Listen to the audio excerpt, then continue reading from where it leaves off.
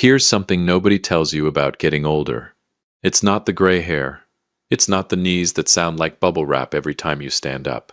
It's not even the way young people start talking to you slowly, like your ears aged faster than the rest of you. No. What nobody warns you about is the moment you come home from a perfectly good fishing trip in Colorado, slide your key into your front door, and the lock just refuses you. Just flat out says no. Welcome back to Dad's True Revenge. Grab your snacks, get comfortable, and remember, the people in these stories had every chance to behave themselves. They just chose wrong. Drop a comment and be sure to subscribe. You're going to love it here. I stood there on my porch. Ted Branson, 64 years old, retired logistics manager, man who once parallel parked an 18-wheeler on a Tuesday afternoon in downtown Chicago. Standing at my own front door like a stranger, I jiggled the key. Nothing. I flipped it over. Tried again. Still nothing. I looked at the key. I looked at the door. I looked back at the key. You have got to be kidding me. Now before you laugh, and I know you want to, understand that I had just driven 9 hours from Glenwood Springs with a cooler full of trout, a sunburned neck, and the quiet satisfaction of a man who had successfully avoided his wife's book club for an entire week. I was supposed to walk through that door a hero. Instead, I'm standing on my own porch like a Jehovah's Witness who forgot his pamphlets. I called Ryan. The phone rang twice, which if you know my son means he was already expecting the call. Ryan never picks up on the first ring. Says it makes him look desperate. 31 years old and still playing phone games. I raised that boy. I know all his tricks. Hey, Dad. His voice had something in it. Something careful. Like a man walking across ice, testing every word before he put his weight on it. Ryan, I said, keeping my voice even. I'm standing at my front door. My key doesn't work. Would you like to explain to your father why his key doesn't work? The kind that comes after someone has practiced a conversation in the mirror 3 times and still isn't ready. Dad, we need to talk. Son, I said, I drove 9 hours. I have fish in my cooler. My back hurts. My neck looks like a grilled salmon. We can talk, but make it fast and make it make sense. I heard him exhale. We sold the house, Dad. Now here is where I should tell you that I exploded. That I went full Ted Branson, which anyone who knew me at 40 would tell you involved at least 2 raised voices, 1 pointed finger, and a very colorful vocabulary. But I didn't. I just stood there, and somewhere in the back of my mind, in that quiet, dark corner I'd been trying to ignore for about 8 months, something clicked. Oh, that part of me whispered, it's starting. I heard footsteps behind me. I turned around and there was Gloria, my Gloria, 29 years of marriage Gloria, walking up the porch steps with her hands folded in front of her, like she was approaching a crime scene. Which technically she was. Ted, she said softly. Gloria. I looked at her, really looked at her, and I saw it, the red rims around her eyes, the way she was holding her breath, the slight tremor in her chin she always gets when she's trying not to cry but has already decided she won't let herself. You knew, I said. She nodded once, small, ashamed. You'll be better off, Ted. We all agreed. We, I repeated, we. So there was a meeting, a whole meeting about my life, and nobody sent me a memo. Ted, please. Was there a PowerPoint, Gloria? Did Ryan bring snacks? I want to know if my life was discussed over chips and dip, or if you at least ordered pizza. She almost smiled. Almost. That almost smile, that's 29 years right there. She knows my humor is armor. She's always known. I sat down on the porch steps, and that's when it hit me. The full weight of it. Not the house. Not the key. Not even Gloria's red-rimmed eyes. The fact that I wasn't surprised. I should have been furious. I should have been blindsided. I should have been a man standing in front of a locked door, with absolutely no idea why. But deep down, underneath the fishing trip and the sunburned neck and the 9-hour drive, I knew. I pulled out my phone and opened my texts. Conrad Mills, my lawyer, 20 years, the man who'd handled my father's estate and my business contracts, and one very regrettable dispute with a neighbor over a property line in 2009. I typed slowly. Conrad, it's Ted. Quick question. How much time did the doctor say I had left? I stared at that message for a long moment before I hit send. Because here's the thing they don't tell you about early-stage dementia. And pay attention here because this is the part that will keep you up at night. It doesn't take everything at once. It's not like the movies where one day the man is sharp and the next day he's lost. No, it's sneakier than that. It takes things quietly, selectively, like a thief who only steals one item per visit so you don't notice anything is missing until one day you reach for something important, and it's gone. For me, it started with small things. Keys in the freezer, appointments I'd made and completely forgotten, a conversation with Fletcher Boyd from next door, well, from what used to be next door, where he mentioned something I'd told him the previous week that I had absolutely zero memory of saying. I'd laughed it off. Fletcher, you know me. I say all kinds of things. But then came Tuesday, I got in my car to drive to the hardware store and ended up parked outside my old office building downtown, a building I hadn't worked in for 6 years. I sat in that parking lot for a long time. Then I drove myself straight to see Dr. Joanne Briggs. I remember sitting in her office, that office with the aggressively cheerful potted plant by the window that I always suspected was fake, and listening to her talk. Her voice was steady and kind and devastatingly gentle, in the way that doctors get when they're about to hand you something heavy. Ted, she said, leaning forward slightly, what we're seeing is consistent with early-stage Alzheimer's. Now, early stage means it gets worse, I said. She didn't flinch. I appreciated that about her. It means we have time to plan. And planning, Ted, good, clear planning right now, is the most powerful thing you can do. Planning. I almost laughed. Ted Brenson, 64 years old, planned everything his entire life. Planned his career. Planned his retirement. Planned the fishing trips, the investments, the college funds, the contingencies. Now I had to plan my own disappearance. So I did. I called Ryan on a Thursday evening. I remember because the game was on and I muted it, which tells you how serious I was. I told him everything. The diagnosis, the visits to Dr. Briggs, the Tuesday I lost in the parking lot downtown. I told him what I needed him to do, what I needed both of them, him and Gloria, to do when the time came. Dad, Ryan said, and his voice cracked in a way I hadn't heard since he was 17. Dad, are you sure? I'm sure right now, I told him, and right now is all I've got. I made him promise. He promised, and then, in the quiet, cruel irony that apparently runs this universe, I forgot I asked. So there I was. Porch steps. Cooler full of trout. Sunburned neck. Locked out of my own house by a plan I designed, approved, and signed off on personally. My phone buzzed. Conrad Mills. Ted. Glad you reached out. Call me when you're ready. There's quite a bit we need to go over.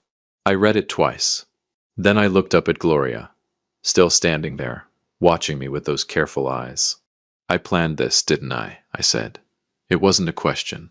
Her voice broke open like something that had been holding itself together for a very long time. Yes, Ted, she whispered. You did.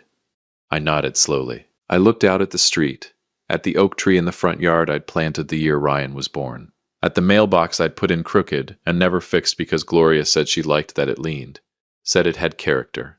I breathed in. Well, I said quietly, I always was the smartest guy in the room. Gloria sat down beside me on the steps, and for a long moment, neither of us said anything at all. What Ted doesn't know yet is that Conrad Mills isn't just holding medical records. He's holding a letter Ted wrote to himself. On the last day, Ted was completely sure of who he was. If you've made it this far, do us one quick favor. Subscribe. A lot of people watch without ever doing it, but it costs you nothing and means everything to us. Thank you. Genuinely. Let me tell you something about Conrad Mills.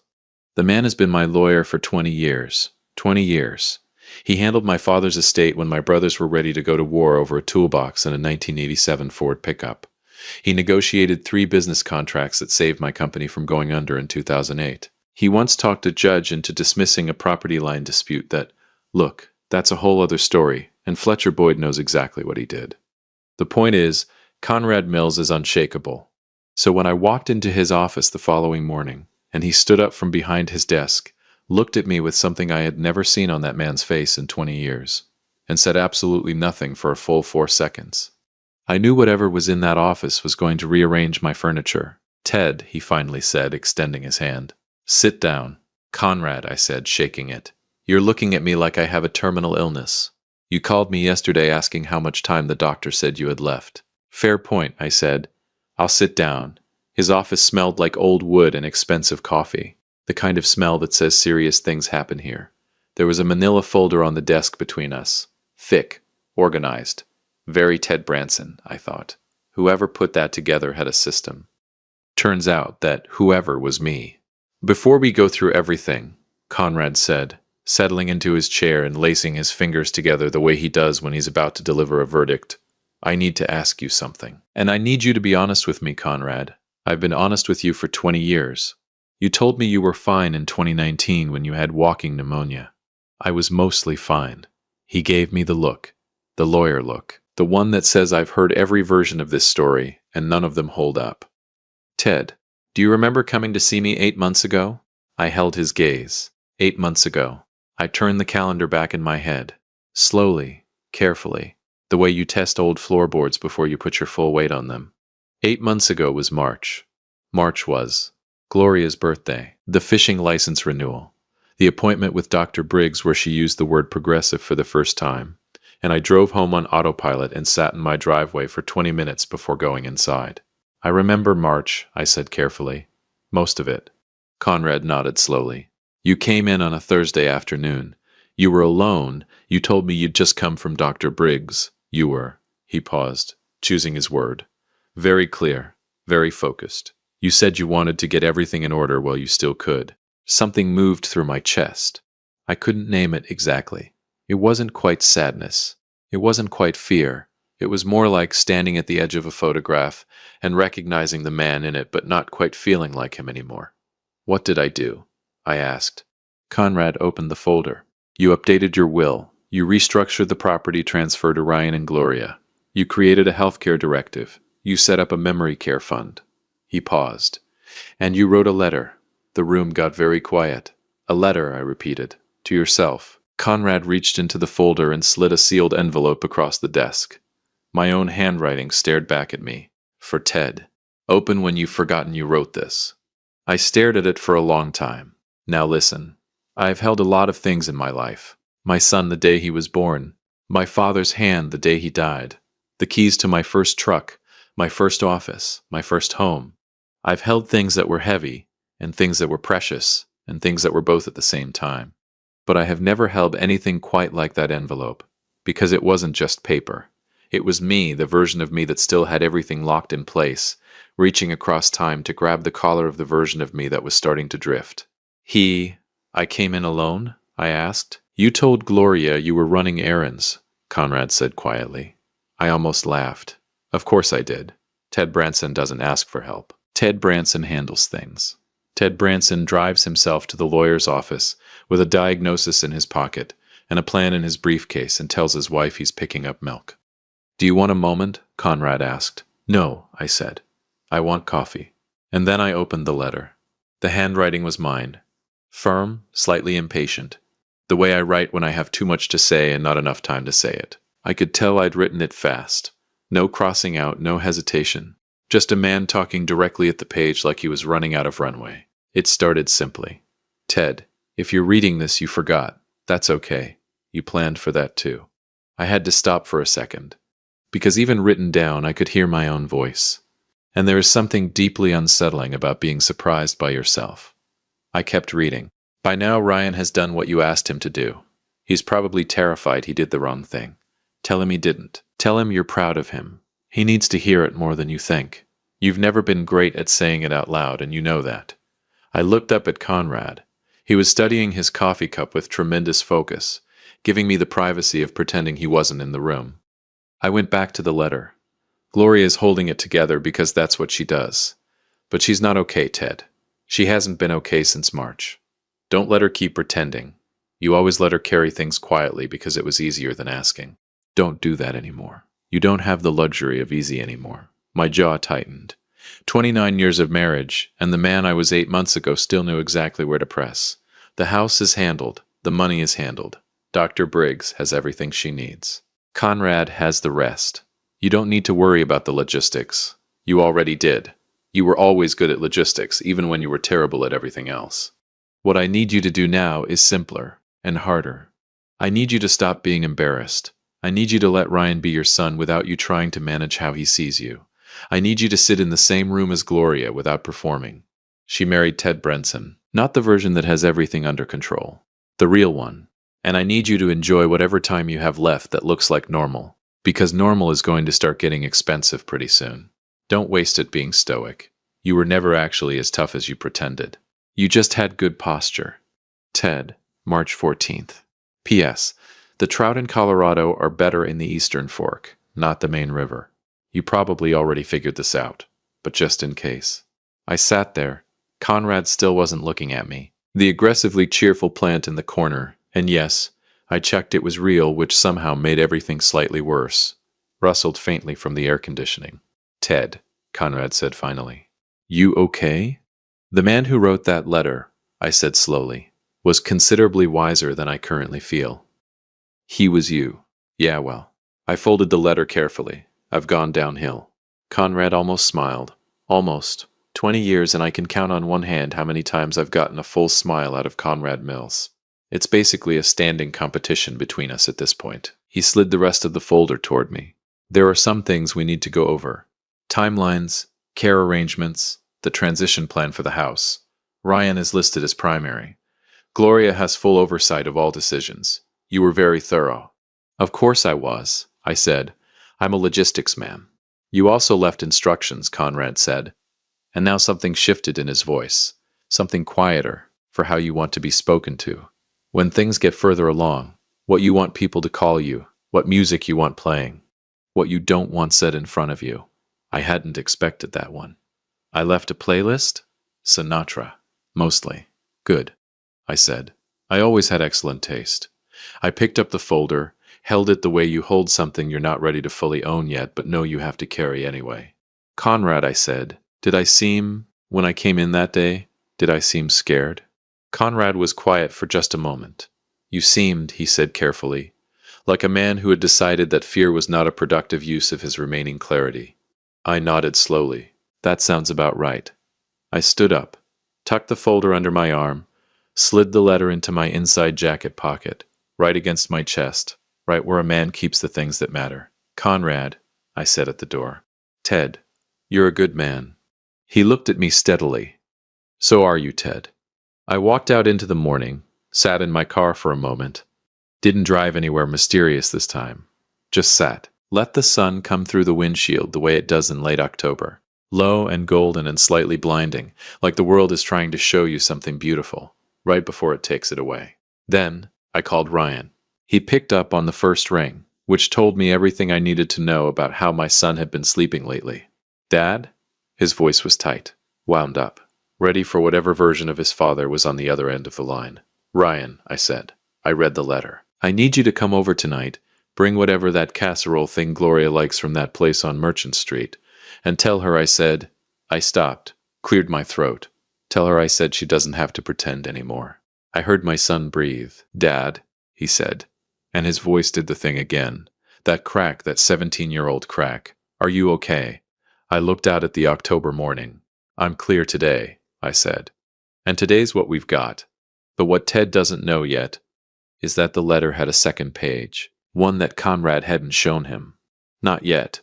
If you've been listening for a while and want stories like this to keep coming, it really helps if you hit that like button and subscribe. 97% of people never do, but it's what keeps this whole thing running. So thank you for real. Let me tell you something about secrets. Most people think a secret is something you hide from other people.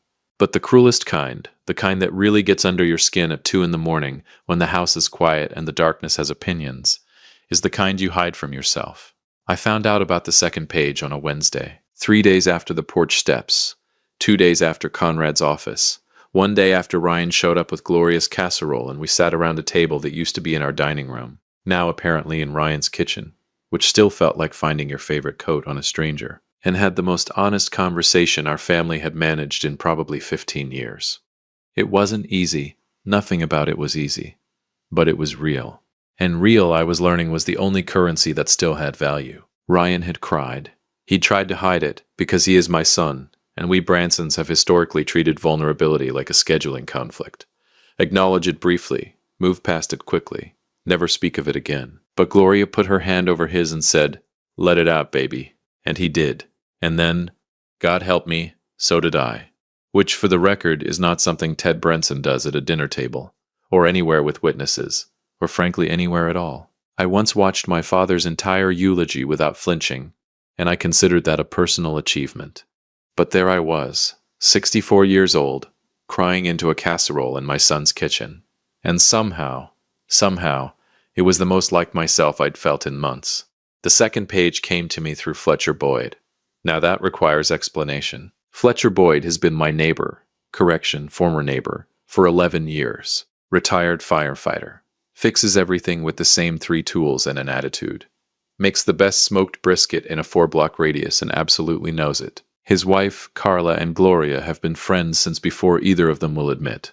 Fletcher is not a complicated man. He says what he means what he says, and has the emotional range of someone who has pulled people out of burning buildings and decided that most civilian problems don't quite clear the bar. I trust him completely. He showed up at Ryan's door Wednesday morning. Apparently Gloria had called Carla, who told Fletcher, because that is how information moves between our households, like a telephone game that somehow always arrives accurate, with a paper bag containing 2 coffees and an envelope. Ryan let him in. Fletcher looked at me across the kitchen, set the bag down, and slid the envelope across the counter, without ceremony. Conrad called me, Fletcher said. Said you'd need this. Said you'd need a friend when you'd read it more than you'd need a lawyer. I looked at the envelope.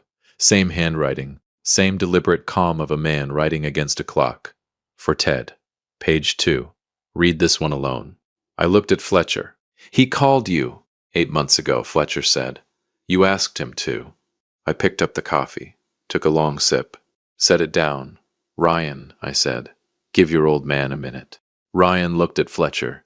Fletcher gave him the nod, the kind of nod that retired firefighters give that means it's handled. Give the man his space. Ryan disappeared down the hallway, with the quiet obedience of someone who has recently discovered that his father planned everything and is still processing the magnitude of that. Fletcher sat across from me. You staying? I asked. You asked me to, he said simply. I opened the envelope. The second page started mid-sentence. Like it was continuing a conversation the first page had begun. Like the man writing it knew exactly how the other letter would land, and had deliberately left a door open at the end of it. And before you get too comfortable thinking you've got the whole picture, there's something I didn't put in the first letter. Something I couldn't put there because Gloria might have found it. And this part isn't for Gloria yet. This part is for you. I slowed down.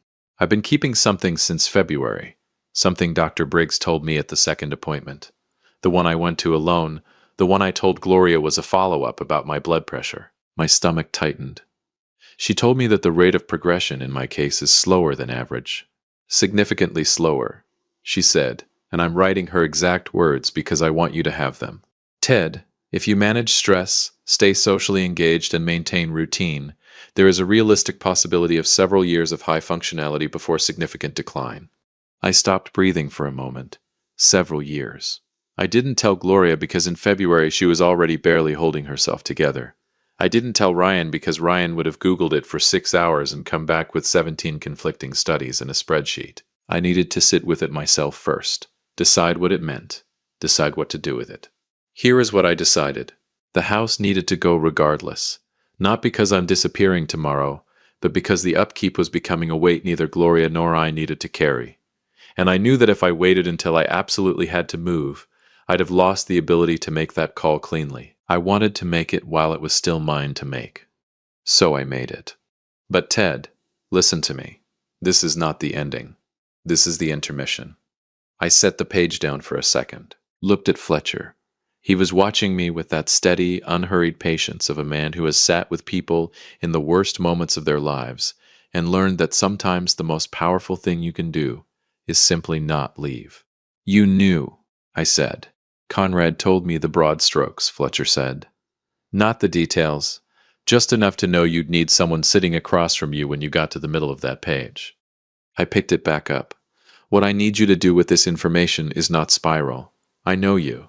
You'll want to immediately restructure something, make new plans, call Conrad and start rearranging. That is the logistics brain talking, and right now I need you to tell it to sit down. What I actually need you to do is this. Tell Gloria. Tell her the real numbers, the real timeline. Not to give her false hope. Dr. Briggs was clear that slower progression is still progression. But because she has been carrying a grief that is heavier than it needs to be right now, she thinks she's already losing you. She deserves to know she has more of you than she thought. Tell Ryan too, but tell Gloria first. Always Gloria first. And then, Ted, pay attention. I need you to do something you have never been good at. I need you to receive. You've spent 64 years giving, providing, managing, fixing, being the one who holds it together so nobody else has to. And I know, that the idea of being on the other end of that feels like humiliation to you. It feels like losing. It isn't losing. It's just a different kind of strength. The kind that lets other people be strong for you. The kind that says, I trust you enough to need you. Gloria has been waiting her entire marriage for you to need her. Let her. And Ryan just needs his father present. Not performing, not managing, just present. Whatever version of present you can give him, give it fully. That is all he has ever wanted from you. You know that. You've always known that. There is one more thing. I turned the page over. There was a final paragraph written slightly smaller, like he'd almost forgotten it, and then caught himself. I went back to the Eastern Fork in Colorado once more before I came to see Conrad. Drove up alone on a Tuesday. Caught 4 trout. Sat by the water for about 2 hours doing absolutely nothing. It was the best 2 hours I've had in years. I want you to go back there, not to escape, not to avoid, but because you deserve to have a place that's just yours, a place where you're just a man by a river with a fishing rod and nothing to manage. Everybody needs a place like that. Yours is the Eastern Fork. Ted, March 14th. P.S. Don't let Ryan drive. He still brakes too late. I put the letter down, sat with it for a moment. That particular kind of sitting where you're not really sitting at all. You're falling very slowly and quietly through the floor of yourself. Fletcher didn't say anything, which was exactly right. Finally, I picked up my coffee, took a long sip, and looked across the table at the man who had driven over on a Wednesday morning with a paper bag because a version of me had thought to ask him to. Fletcher, I said. Yeah, I want to say something and I need you to not make it weird. He leaned back. No promises. I'm glad you're my friend, I said. I know I've never said it like that, but I'm glad. Fletcher picked up his coffee, looked at it, set it down. Ted, he said, you're the most aggravating, most self-sufficient, most infuriatingly capable man I have ever met in my life. He paused.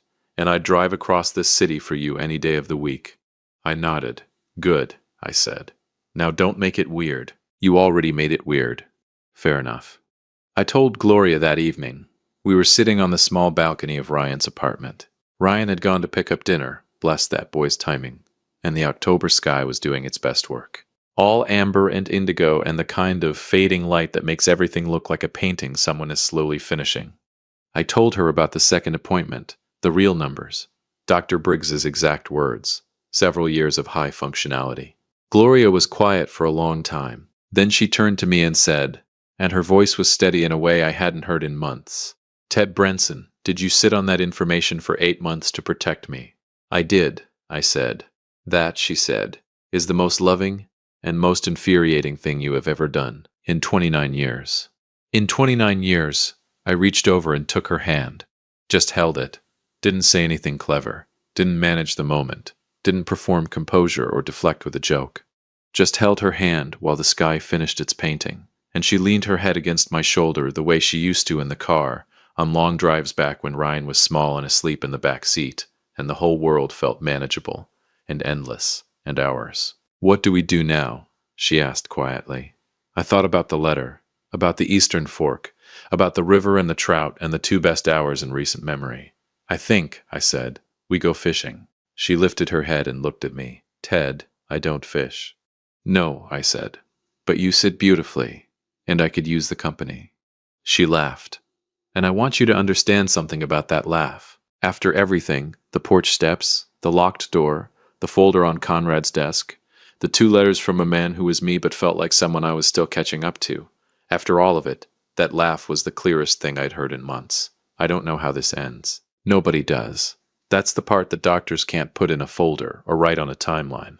The part that doesn't fit in any plan, no matter how thorough you are. But here is what I know. I know that on a Thursday evening in October I sat on a porch steps outside a house that used to be mine and didn't fall apart. I know that somewhere in March, the best version of me sat down at a desk and wrote 2 letters and called a lawyer and called a neighbor and built a net to catch himself before he fell. I know that my son picks up on the first ring now. I know that Gloria doesn't pretend anymore. And I know that somewhere in Colorado, the Eastern Fork is waiting, cold and clean and completely indifferent to diagnoses and timelines, and the particular cruelty of a mind that forgets. Just water over rocks. Just a man with a fishing rod. Just today. And today I remember everything. If you liked this story, join our community by hitting that like button and subscribing for more real, raw, and family-centered stories. And as always, thank you for being a part of this sphere.